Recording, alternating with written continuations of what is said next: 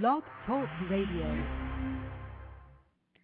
Howdy, howdy, howdy. This is Catherine on Beyond Words Live, and I am so excited today because I have Denise Wolford, who is going to talk to us about all kinds of different things, working towards end of domestic violence through her ministry, and then the Women Marching for Hope, All Women Marching for Hope, and she'll be sharing with us her story that led her to where she is today, as well as tell us more about her ministries for hope for freedom from domestic violence in this world. Just about a month ago, I met her in Dallas on March 6th. She was marching in the streets of the community of Dallas along with many supporters and Carolyn Thomas, and she'll be sharing more about that with you. And I am going to bring her on right now so that she can tell her story in her own words about beginning to where she is today. Hang on one second. Wonderful. Denise, you there? Yes, good morning. Awesome. I'm here in the flesh. Yay. Yay. Well, thank you so much for the invitation to speak with you this morning about domestic violence and how important it is, for us to bring awareness in our community, not only in the community but just in the world, because it's so, widespread. So we just want to do whatever we can, to help save a life. Absolutely. And, yes, I heard you mention the march that we did last month, and it was a great experience, not only for myself but all the ones that completed the whole 6 miles. When we talk about 6 miles and how far of a distance that is, I realize the women that were killed, and that's what goes through my mind when I'm on that stretch. Each step that I take, I'm taking it for them, and then after doing that, I also think about myself because it could have been me. Absolutely. I don't even know if I could make it through 1 mile, but I'm amazed by people that can. Oh, yes. We even had a young man this year he was 22 years old. Our goals was to get the men to walk a mile in our shoes, the survivors and for the victims that were killed. And not only did he do 1 mile, he actually did 3. Oh, wow. Yes, 3 miles in high-heel shoes. And I'm like, is the pain hitting you yet? Or, scrutinizing of those toes? Are you ready to get out of them? And he just kept perseverance with it, which means it indicated to me that he understood what the women were going through, even up to the time of death for them. And that was the whole picture that I was trying to paint for the walkers, to say, hey, it's not just an ordinary march. This is just not an ordinary stroll that we're doing through the community. No, we are marching for justice, that these women, they didn't have to go this way. And what is it that we can do differently in our communities, in our states, and, just like I said, worldwide, to make a change. There is a change, and we have the solution for it. And now that we're putting the solution up front, it has to work. It has to work. And the solution to the problem is the men and the women that are going through it. They need help because somewhere down the road, someone abused them. They got hurt somewhere, and now they're carrying all of that hurt within them, and they won't talk to people. They don't want to talk to strangers. They don't want to talk to people that they're not comfortable with. So that's why they continue to hold on to that hurt, and it just vents out to other people. But if we can just get them to open up and deal with the root of that pain that they're dealing with, then we can solve this problem. There's not a thing out there where, we need to do a resource for this or research. There is no research. Mm-hmm. It's already found. Right. So we don't need to raise money to find a research to cure this problem. We have the cure. We just need to now apply it. Exactly. Well, it shows great determination and endurance of that young man that walked in the hills. That's amazing. Yeah. And we're going to have it on YouTube as soon as my photographer and my camera guy get it all together. I know I put a lot of pressure on them, but I have so many events that comes up that I need, photos for, and they kind of overwhelm. So I can't wait to get that up on YouTube and to, express it in that manner also. Well, share it with me when you get the link, because I'll post it on my Twitter and Facebook and Tumblr and everything. Oh, most definitely. Most definitely. I mean, it was just an awesome thing to see. This was our first year doing that, and along with the hearse and the casket with the 136 women named draped across the casket, and then with the young man walk. And hey, this whole march this year was just so different from the other ones, and it was such a great impact till when we got to the graveyard, it was like, oh, my God, wasn't a dry eye on the cemetery grounds. After the ceremony of Boyz II Men's song, we played it. Hopefully we'll get them next year to actually sing it live, but we played their song, Mama, because when you realize that the women that were killed, and we did the purple balloon ceremony, their names were inside of the balloons, and then we did a moment of silence, and then as we were releasing the balloons, we played just a small version part of the song, Boyz II Men's song, Mama, and it just broke. I mean, whatever spirit, whatever hurt, whatever you was going through at that moment, it broke. I bet, and I so wanted to be there, even if I couldn't actually do the march itself, but be there and help in any way I could. But I was doing a radio show scheduling at the very same time. It was kind of hard to be in two places at one time. Right, and I understand that. I just thank you for coming down to partake with the, the conference part of it, so you could actually see the kickoff of what we do, leading up to the 6 Mile March. And, of course, there's not a lot of restriction to this march, because if you can't walk, you can bring your vehicle and you can be still part of the, procession line. Even though you're not walking it, you're still being a part of it. I look at the whole thing as being like a body, like the body of Christ. I mean, there's a head, but you can't get jealous of the arms and the legs. Everything works together. So the support of coming out and being a part of this movement, it would help the women and the men and the children to, look at the situation a little different and say, hey, these women and men are out marching for us, that we can come out and be saved, that we don't have to live in the fear of domestic violence. Sure, let me do something. Exactly. Well, I want to back up just a little bit and get you to tell your story of how you got into all how that baby came about. Yeah.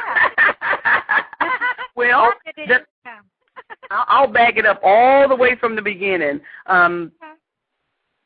Being in a relationship, my mom and dad celebrated 53 years this past January.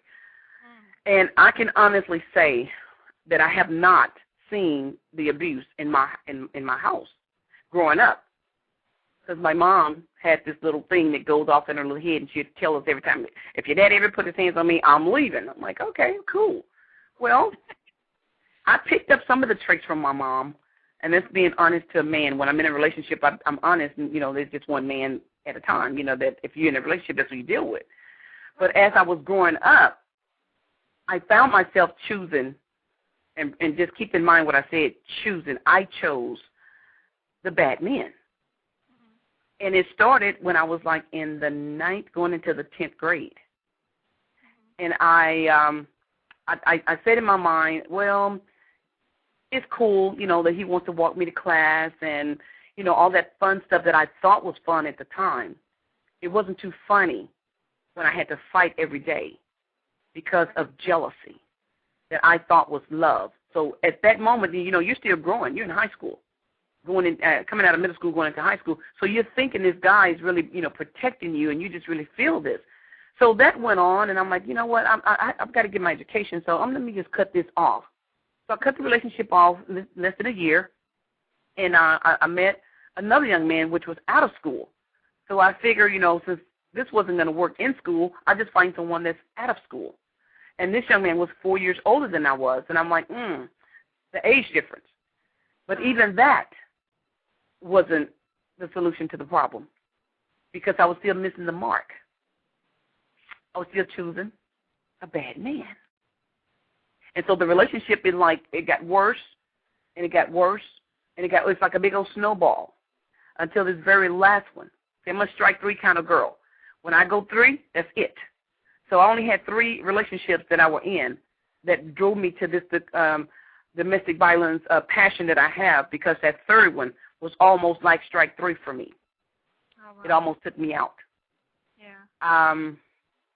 I didn't realize how severe it was until after I got married. I saw some of the signs, but I was looking at it as LOVE when it was actually LUST. Right. And I saw that fine line in between those 2 L's, which indicated to me that, this guy really don't love me. He lusts after me. And I said, well, what's the difference? And when I saw it, because he was so genuine with, take me out to dinner. We had, we go out and travel, just everything that you wanted in a man. But the one thing that was missing was he didn't trust me. He didn't trust me to even be out of his sight. He didn't trust me to, it was just no trust there. And all of that, it turned into bitterness for me.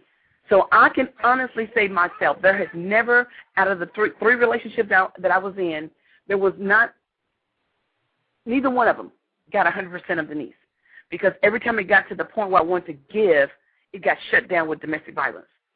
Now that I see what all of those signs were, and all of the bitterness and the jealousy, and I didn't realize where it came from until I went back.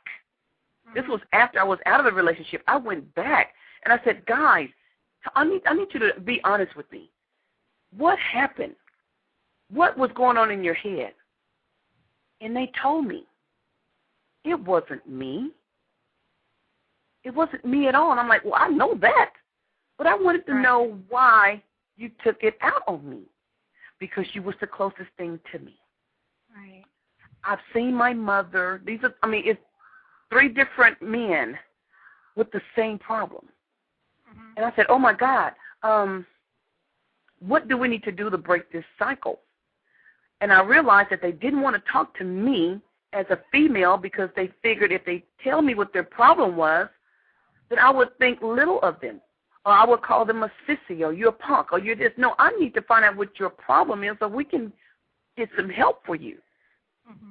And now that have spoken with some of the Omega guys, they're now part of my ministry, that the guys, we're now taking them and partnering them up with a positive male. And when I say positive, I'm talking about a real man that stands up and he know what his role is. He know how to treat a woman. How do you know how to treat a woman? He said, you love me the way Christ loved the church. That's love, baby. You have to understand what love is before you can realize what it is that I'm supposed to love. And so when you meet those standards, you can tell the difference between love and lust. So now that we've partnered up with those guys, the men are coming out and they're like, well, you know what? I know I have this problem. I've seen my dad beat my mom. I've seen all my uncles, and they got the respect. These women just did everything they wanted to do. I said, yeah, because they was afraid. They didn't do it out of love. So my heart and the compassion part of me, I said, God, if you bless me out of this relationship, I promise I won't let another female go through what I went through if I can help it. So I start pouring out, and and God said, I want you to march. I'm like, march where? What do you want me to, I don't even think about putting a march together. He said, these women are in the shadow of fear. I brought you out so you can bring others out. And now I'm able to go into the schools and talk to the young women. I said, I'm going to begin where I started. And this is where I started. And I don't want you to go down the same road. And I see your pattern. It is no different than mine. The only difference is you may not be where I am.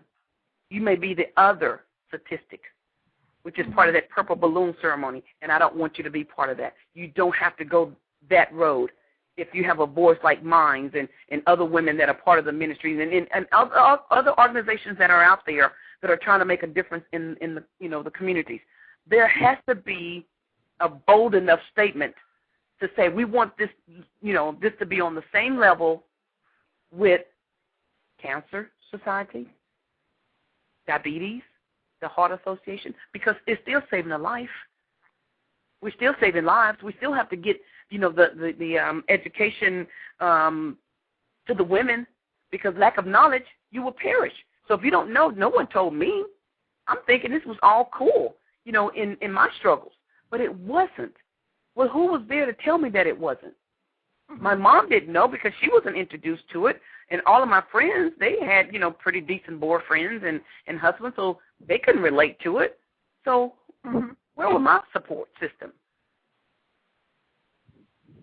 Right. And now that we have the support system in place, my voice is huge.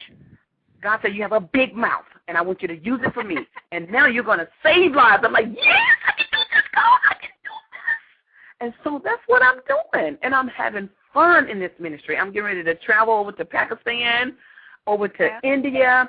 This is, and it all takes money. So we're doing fundraisers right now to raise the money to get me over there. Because those women, like you said in your email that you sent, there's no color on domestic violence, no race. We all hurt. I don't care if you're black, white, Puerto Rican, Greek. It doesn't matter. They hurt just like I hurt. Right. And we want to put us. Slow it down a little bit. It may not come to a complete halt, but we can slow it down because our numbers went up from 120 to 136, which means there was an increase. Right. So that's where my passion for domestic violence came from, and it is a little personal, and I didn't go into a whole lot of other personal things because some of it is a little graphic, and I will paint that picture, with the being, bloodshed. Right, I hear you. Bloodshed. There was bloodshed for this, and that's why I can say I am stepping on the shoulders of someone else that lost their life, but I'm just going to continue to push forward that we can make a difference in domestic violence, that we can, bring it to a squeeze, not a halt, but we can make a difference in bringing the women out and bring that number down. Nothing's going to be at 100%, no, but we can bring it from 50 to 20. We can do that, and that's my goal, and I'm not going to stop until they pat the shovel in my face. So, which means Denise ain't going to ever stop. Well, I hear you. It's going to be an ongoing thing for me because lives are, like I said, a life is a life, and we want to help and do what we can to save it. So you have any other questions for you? Want me to keep going? You know I can. Oh, I know you can. And I really appreciate your passion for this.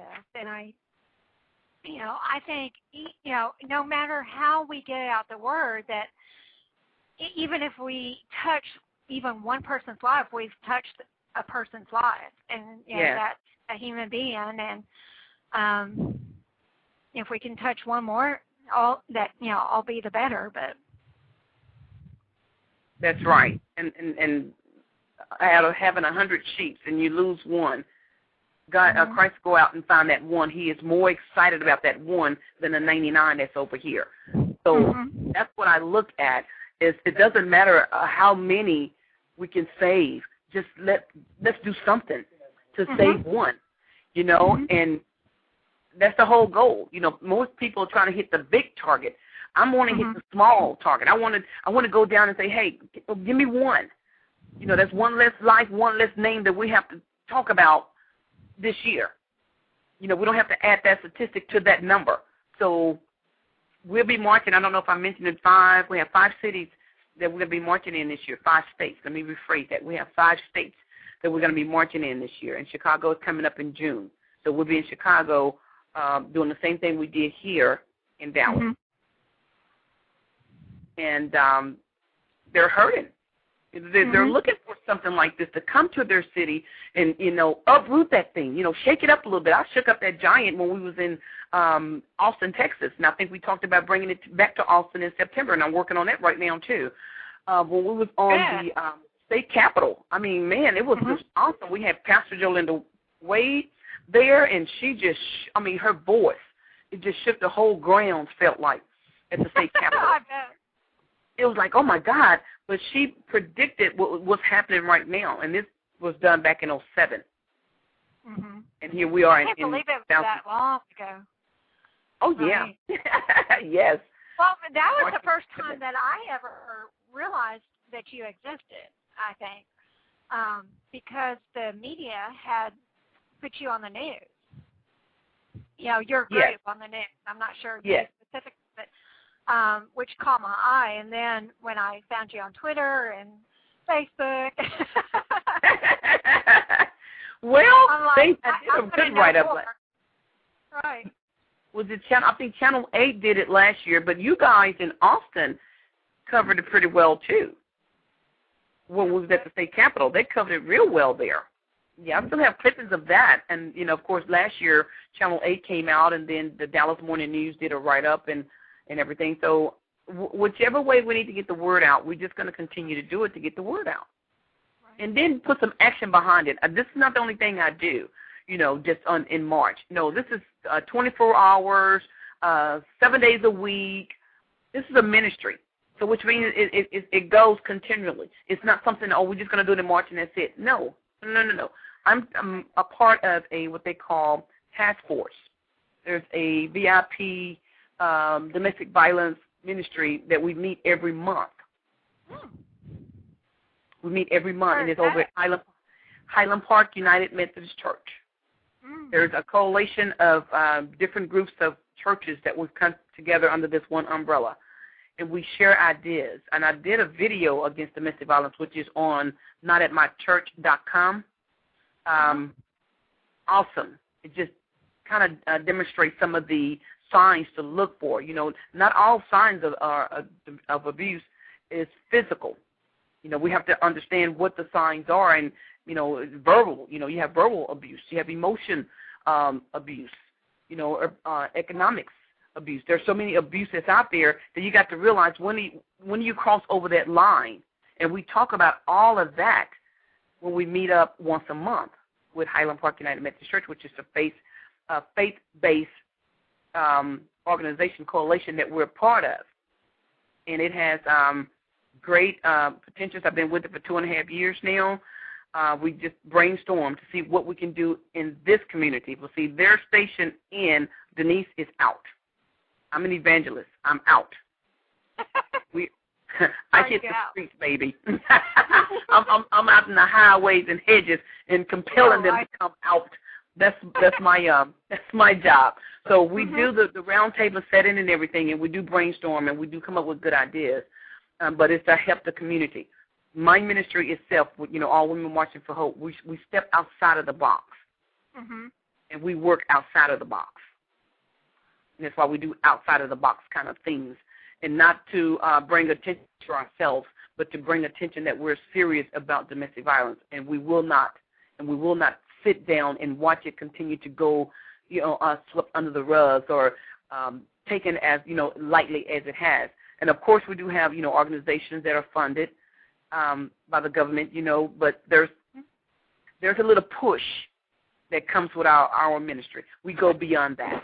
We don't want a dollar sign to limit us to what we can and can't do.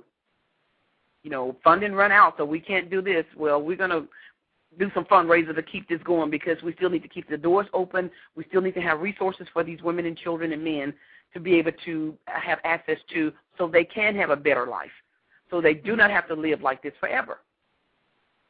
You know, no one wants to live with cancer once they know they have it. No, let's go and find we're going to research this thing and see what we can do to help this particular cancer. Well, domestic violence is on the same level, and I'm going to make sure it's going to stay there until there's a bigger change that comes, until we get the public more aware of, wow, this is really happening in our churches.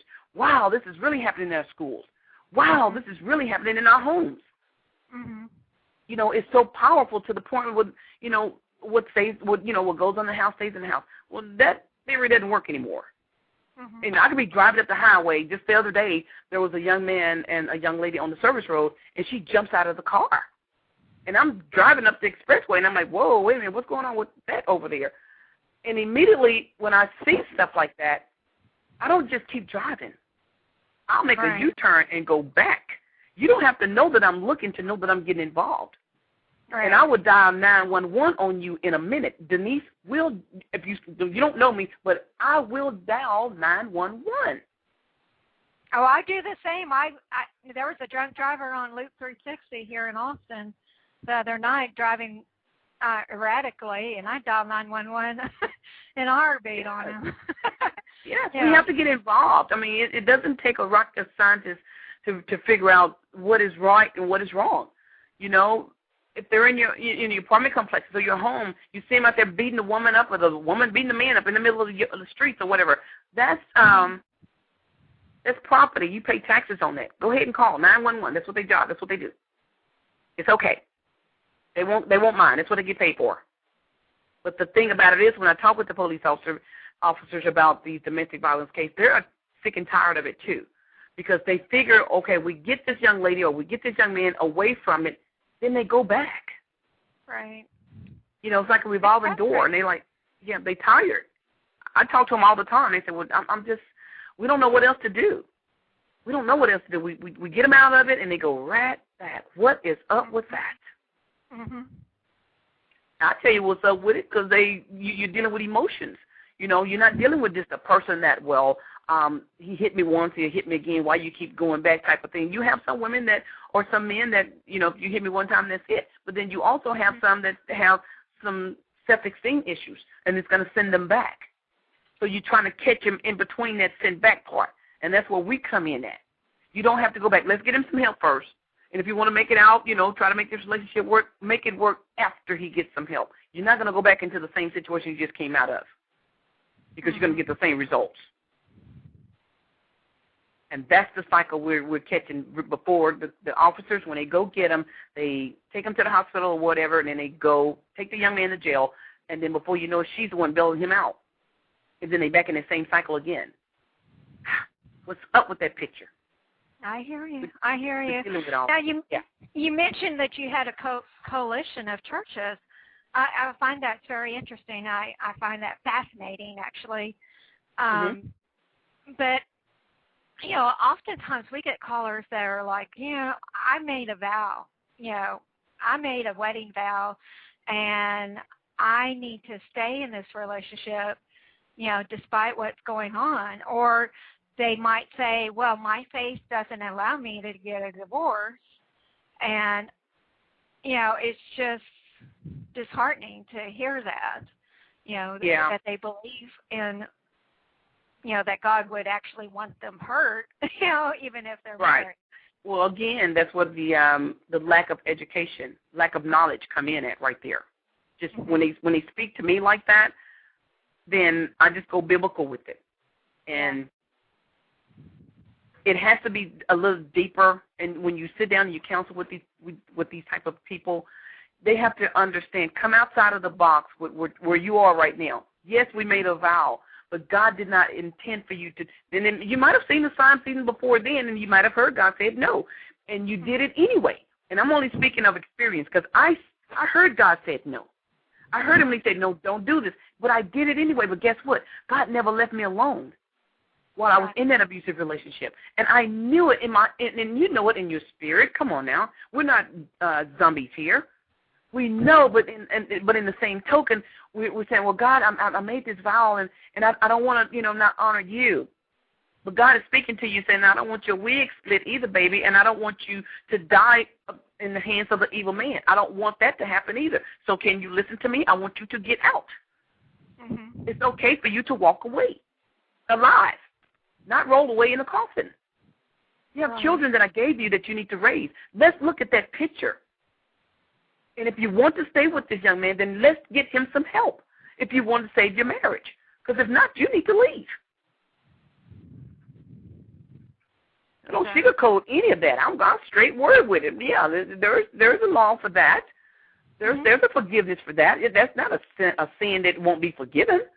And you're not doing it willfully just to say, well, I'm going to get married in 3 months or 6 months down the road. I know I'm going to get a divorce and I'll be forgiven for it. That wasn't the case. So let's put some thought to it and get real with this thing.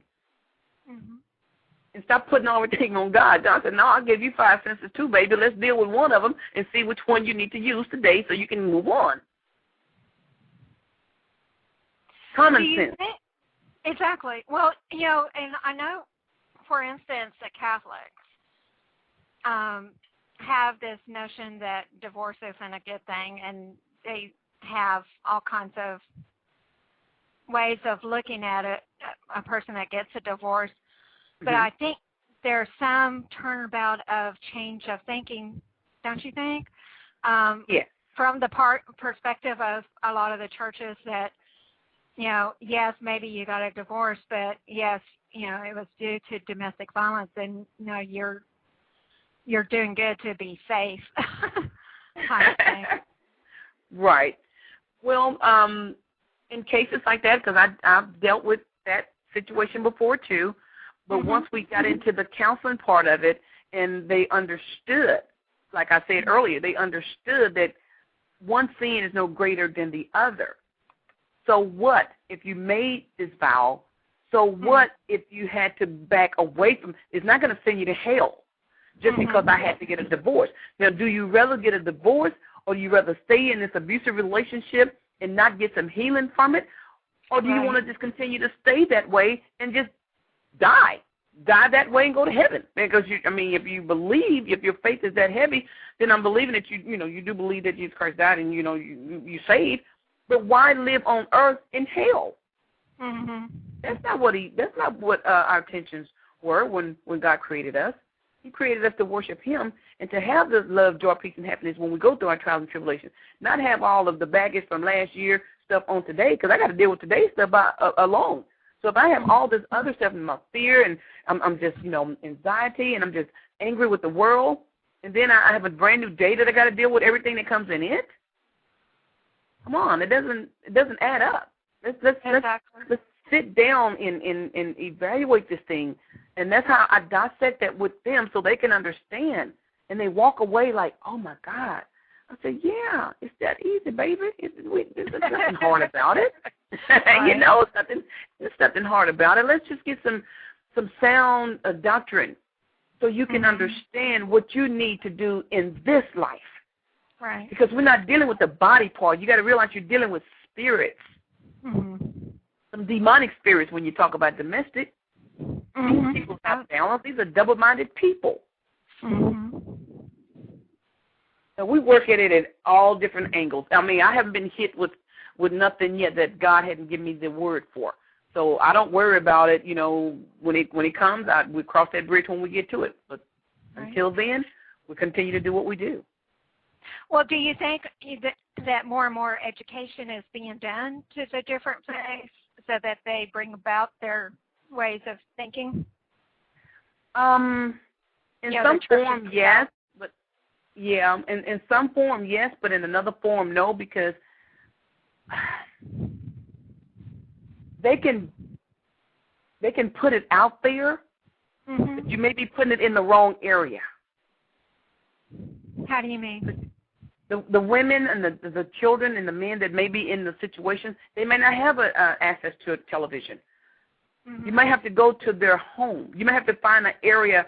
This community right here is just saturated with domestic violence. So what you may need to do is make up some little cards and tie it around the door, because you can't put it in their mailbox because that's a federal offense. But if you can make up a little flyer and just stick it on their door or something, and to get it to them in some kind of way, hit the streets again. There has to be other ways other than just having a conference or having a round table setting or, putting a flash on radio or TV. You might have to just go where they are. Exactly. Well, do you go into, I know you did it in Dallas and you're going to do it in Chicago, but do you ever go into the rural communities as well? Yes. I'm headed there on the 23rd. That's one of my babies that I'm working with. We're getting ready to look at some property so we can break ground to build facilities in these areas. As a matter of fact, I have two. I have two rural areas that cities that I'm dealing with. One is in Florida and the other one is South Texas. And they love me to death, and I love them too. But I know that even in those areas, it's hard. But yes, yes, ma'am. Yes. What's the best way for people to reach the people in the rural areas, other than, marching in the street like you do? I mean, well, they're so isolated. Yes. What they can do in those situations is only take one person to form a group of women or children, put a committee together and say, hey, guys, I know this is happening, in this area right here. What can we do to get the message to them?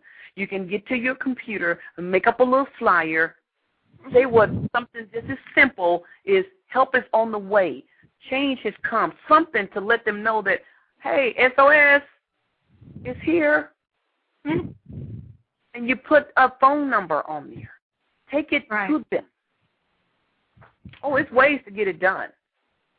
But like you said, it's just so less people in the smaller cities or the smaller towns and in the rural areas where they forget about me because I'm little.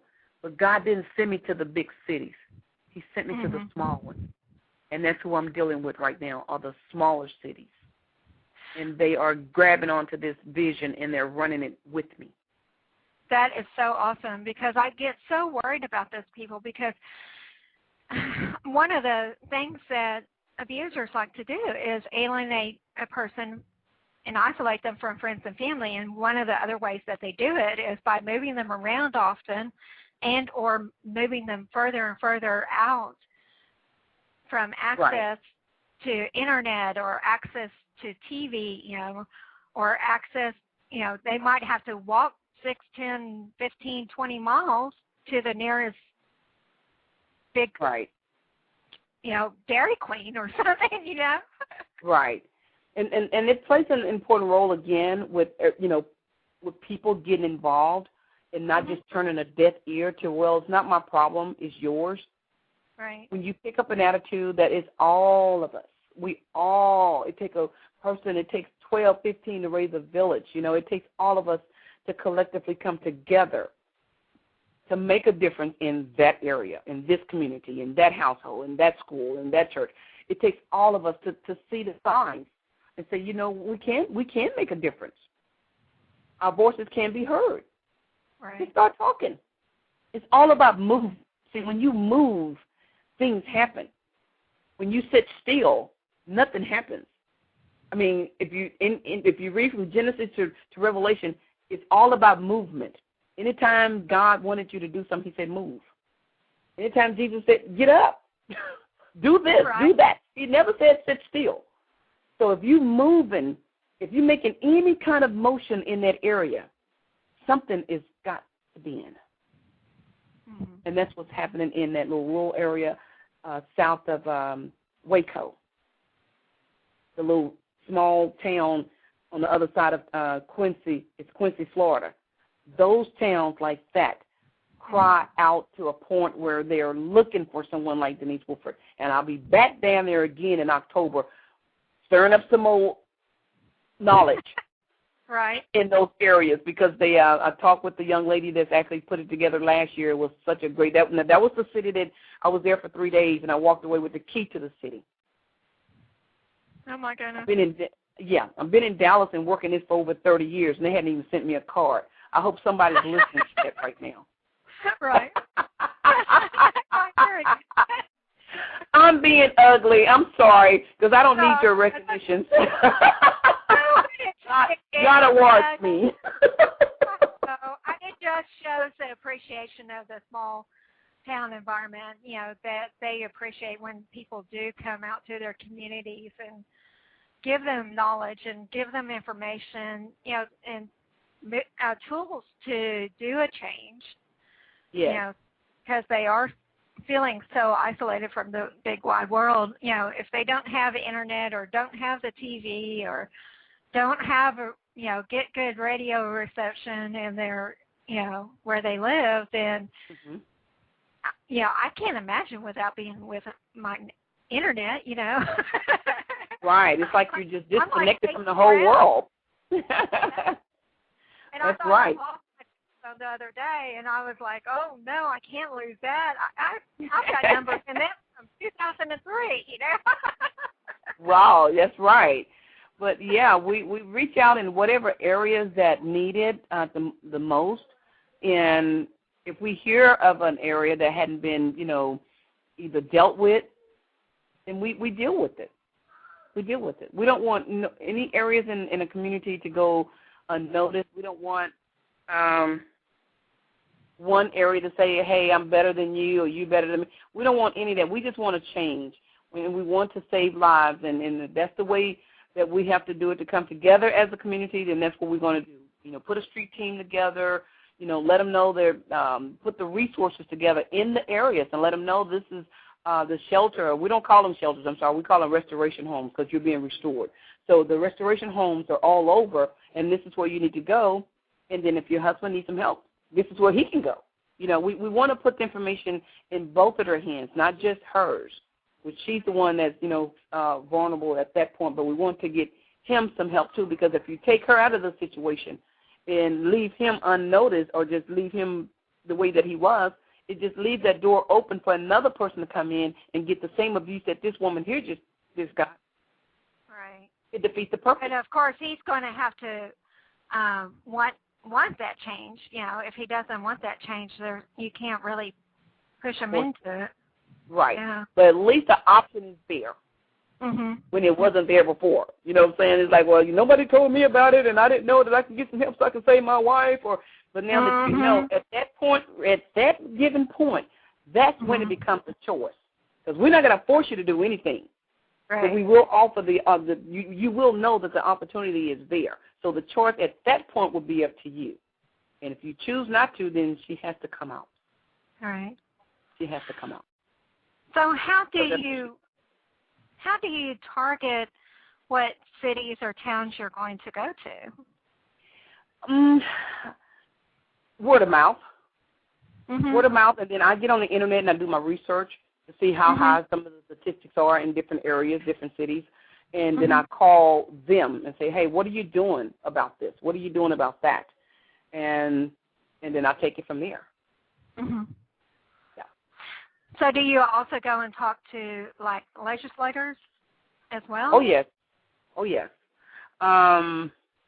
Let's see who we dealt with last time. We dealt with, it was in Washington, but this wasn't the domestic violence part for Washington. We dealt with the prayer, bringing the prayer back in school. So we were in, I can't think of, I know we dealt with Bill Murray, which was the mother of Madeline O'Hare. We dealt with him, and then talking with some of the Senator Ross West. They wrote a letter saying go for it. So I deal with Denise Johnson. Her staff over there. Go for it. So we tie into the reason why we did the first step with Austin, because we know there's where the laws are changed. That's where a change can come, but it has to start from the head, which is legislation. Right. Oh, yes. What kind of laws have you worked with in your We have, campaign? matter of fact, I just got an email from a young lady. Let me pull it up right quick. I had it in front of me. I hope I didn't take it down. She sent me an email about domestic violence that the White House signed a bill off of. Come on back up. And it also showed some of the conferences that's coming up around the state. Let me see if I can pull it back up right quick while you're talking here. And it also helps us as a whole. What I was saying, again, over 700 people comes to these different conferences, and they're able to share what they can do in the communities when they get back home. So that was actually sent from a young lady out of Washington. Okay, where is it at? Come here. I have a lot of ties into, where did it go? It left. Okay, let me pull it back up. Was it about the international VAWA? Because I got an email about the international VAWA.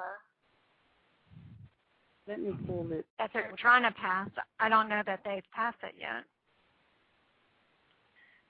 Yeah, there was. Let me see. Can you talk? Let me pull this up right quick, and I'll see if we're on the same page with that. But yes, most definitely dealing with Washington and making sure that they do understand what we want our laws to be changed, and dealing with our capitals in our cities, in each our states. I'm sorry, in each one of our states, we deal with the capitals and say, okay, what are you going to do? Well, I know, like Texas has passed the law about making it a felony if someone pulls out the phone in a crisis situation. If a victim is trying to call out on 911 and the phone is pulled out of the wall, or in the cases of the cell phone, I'm sure, if they're broken, if they're kept from making that call while they're, trying to call out for help, then it is considered a felony offense, and that person can be arrested on that situation alone. And I know here in Texas, too, that they've been working really hard on some strangulation laws, to better define those strangulation laws, which is going to be a huge help. They've passed some, and I think in the next upcoming, they're, working on trying to even refine it a little bit more. Yeah, well, that's the whole concept, too, with, getting the legislation involved. Mm-hmm. That was my whole goal with bringing them in the picture, doing it at the state capitol so they would know that we want this law to change. We don't want, the victim to have to continue to be victimized. We want the man, to own up. If he killed the wife, then he needs to get more than 2 years of prison time. He needs to get more than probation. And I go to the DA's office. I'm connected with the DA's office here in Dallas and the DA's office in the South Texas, on the other side of Waco, Cameron. I'm tied in with the DA's office there. So we're involved in every area that we can to make the difference. And I'm still trying to pull up I have my laptop here, but I'm trying to get the email that was sent to I keep a folder for all of the stuff that I get from Washington and all these other places here. I'm like, I had it up, and all of a sudden it locked up on me. I'm like, come back. I hear you, Denise. Now, I don't know if you heard about the thing that happened in San Antonio. It was posted in our American Statesman just yesterday. It says from San Antonio, posted from San Antonio, the article. It says a mother and her 2 children have been found dead in a suburban home west of San Antonio. Bexar County Sheriff's spokesman, Linda Tomasini, probably slaughtered her name, and I apologize, said deputies were called to the house Friday morning and found it on fire. The woman and 2 children were dead. She said no one else was in the home. WAI-TV reports that the woman's husband told authorities that he and his wife were divorcing, and she had threatened herself. And Tomasini had said investigators remain on the scene and no other details could be immediately released. But to me, that sounds rather suspect, don't you? Yeah. Wow. Because they're basing that whole incident on what he says at this time. Well, it's really sad. It's sad, but then again, until they take it to court and hear both sides of it, then yes, that get is. Down to the nitty-gritty. Yeah. Okay, this was a volume that was sent out, volume number 16, that was sent from Connie. And it's about, is that the same one you have? I'm not sure. I was looking for I was looking for that one. I'm not sure where I saw it this morning. This is the good news about domestic violence victim and health reform, where President Obama signed a health reform reconciliation bill for putting, the final touches on the victims when they are in situations like that. I'm sorry, that's what this was. That I just got the other day, and I just saw it when it said domestic violence. I kept it underneath the bill, and then it just talks about covering them. A new law was taken in effect a few years ago. Victims of domestic violence will be able to still have insurance, and they will still be provided insurance after, going through this trauma part of their life. So there's something dealing with the health issues and domestic violence reform. Well, that is great, because even healthcare reform, it's come a long ways with the bills that they passed recently, and I like that they've made it illegal to have pre-existing conditions to begin with, because that keeps a lot of people from going and seeking out the care that they need. But yes, and it's just this is a great thing that they're going to be doing. They bring in all walks of life people that have organizations. They're actually bringing them together in different cities and talking about domestic violence and the programs and the surveys and all of that. And it actually starts this month. Oh, my God. It's one is in San Antonio. I think I'll be able to either make that one or the one in New Orleans. And they're dealing with teen dating violence and, they're urging people to get more, get aware of what's going on. I'm kind of scanning through it, legislators' names and getting women involved in that, putting out more news, even in the military, because a lot of times when you have those sexual assault cases and domestic violence cases in military, sometimes they get overlooked because it's the military and the government don't really want to expose that. But I do have a couple of women that are working. Hopefully this year we'll have a statistic on the abuse that goes on in the military, and we'll be able to go and address that too. All of these people come together. Keep me posted on that. I've been really interested in that aspect too. Oh, yes, definitely. Most definitely. And then here, the date. It starts April the 16th. It's going to be in Madison. And then we have Madison, I think it's Wisconsin. And then we have April the 27th through the 29th. It's going to be in San Antonio, Texas. So there's about 1, 2, 3, 4.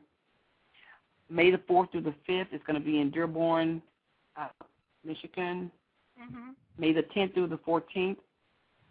New Orleans, Louisiana. And then, oh, my God, this is going to be great. And all of these, May the 24th through the 26th. There's another one, Anaheim,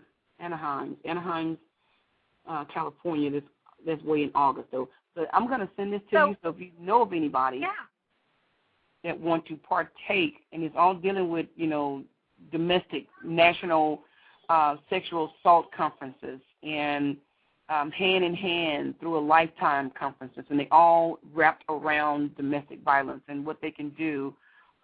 This one's the National Coalition Against Domestic Violence is holding their 14th National Conference. So these things have been out there, and this is in Anaheim, California. The other in Richland, I believe that's over, let's see what that's saying. Yes, Washington. Action, Institution, and Conference. And it's women of color. They got women of color. Oh, yeah, I've heard about some of that. Yeah, it's a women of color network. So there's a lot of things that's out there. And like I said, we can't save the world, but if everybody did their part, collectively, all of us together, and if something that we don't like, we can send it to Washington. We can send it to our capital. We can send it to, those that are in position that can make a difference. I don't ever keep those people out of the loop because they're the ones that can make the difference. So why wouldn't I talk to my legislators and tell them, hey, I don't like this law here. This needs to change. Not because I'm a survivor, because I don't want anyone else to go through what I'm going through. And if you can do something since you have the power and you're in a position to do it, then let's do it. And that's when you kick up enough noise to say, hey, these women and men are not going to let this go sitting down, so we must keep putting the pressure to them and keep our voices out there, and they will understand that we take domestic violence seriously enough to know that we do this to save a life. Absolutely. Well, on the line with us, I also have Mary. Mary's kind of my co-host and co-worker. Hi, Mary. Hi, Denise. She's all excited about, being involved with getting the word out as well. Mary, do you have any questions for Denise that you'd like to ask? Actually, I was going to say how it's an honor to hear her speak. I am so grateful that she's on right now, because I didn't know that she was doing this. This is so wonderful. So it's nice to hear. It's nice to hear all the big areas that you cover. That is so amazing. Well, it's a job, but it's also a passion, and it also gives me great honor to do it. I mean, I don't regret doing what I do. As a matter of fact, if they'll let me do, if my body will allow me to do every state or every country in this world, I would do it. Right. But I'm only one person. Well, doing it in other countries, you've got to be careful, because you've got, their culture and their laws, and, you might have to do a little covert. Especially in Pakistan. Yeah. But I have covering over there. I do. I have covering over there with a pastor that I deal with over in Pakistan, because I know that's you have the Muslims and things of that nature. So we're not ignorant when it comes to I going to the different, because we know that there are people in those areas that's their culture. That's what they've been doing all these years. So you can't come in there and just try to make them change it overnight. But just like the Berlin Wall, we're just going to keep chipping it until it comes down. Yeah. And that's how we address that. We don't try to go in there with a pit bull mentality to say this is going to happen this way and it's going to do it or else. That's not our intentions, But we do whatever we can, and wherever we're allowed to do it. And if they accept us, then we do it. If they don't, we just shake the dust off our feet and we just keep moving. I know where I saw the international VAWA. It was on change.org, I think. Okay, I didn't get that. Okay. If you go to change.org, I'll send the information to you. Oh, I've got it. Change.org. I got it. Yeah, I think there's a petition going on to pass the bill for the international VAWA. Okay. I just ran across that this morning. You might want to take a look at that. Okay. Because if it passes, it might pave the way for a little bit of change, for them as well. Exactly. Well, Denise, we have 3 minutes left. 3 minutes? Oh my God! So do you want to just run through the names right quick? I know you said something. I'm reading the 136 names out. We ain't gonna get it done in 3 minutes unless we're gonna talk real fast. Well, we're not gonna do it. We're just we did the honor of the 136 women that was killed due to domestic violence. So you tell me what you want to do. Well, let's do this. We can I think I have that list somewhere electronically. I think you sent it to me electronically, and I might be able to post it on the website or something to link it to the show. Okay. For future reference for people that are listening. But what is one thing, if there was nothing else that you could tell anybody, what is one thing you can tell you as a message to everybody? If you know of anyone that's in a domestic violence situation or just in a danger period, do not turn the other way. We want to put the word, we want them to get help. So getting involved doesn't mean you have to be in their face, but please, whatever you do, stay connected, and that will help save lives too. Stay connected to your neighborhood and the people that you love the most, and don't ignore the signs. Get involved. Just get involved, and don't ever say no. No is not a good word. Don't ever say no when it comes to domestic violence, because there is a solution. So I just suggest that they get involved and not look the other way anymore. Right. That would help save a life. Don't look the other way anymore. Well, Denise, thank you ever so much for being on my show. And if there's any time that you would like to come back on, just send me an email, say, hey, get me on there. And I'll figure Come out back a way. after each state. I'll call you back. Catherine, let's talk about what we did in Washington. Catherine, let's talk about what I did in Chicago. What I did in Tallahassee, Florida. So there's going to be a lot to talk about to get it out on that. So I thank you for your outlet that you have. And Mary, you sure are quiet. Oh, I'm just listening. I told her I could talk. You want me to talk another hour? I can do that too. No, thank you so much. Thank you. You're welcome. All right. Thank you, Denise. Have a good day. You do the same. Have a blessed weekend. Okay, you too. Bye-bye. Bye-bye. And thank you, Mary.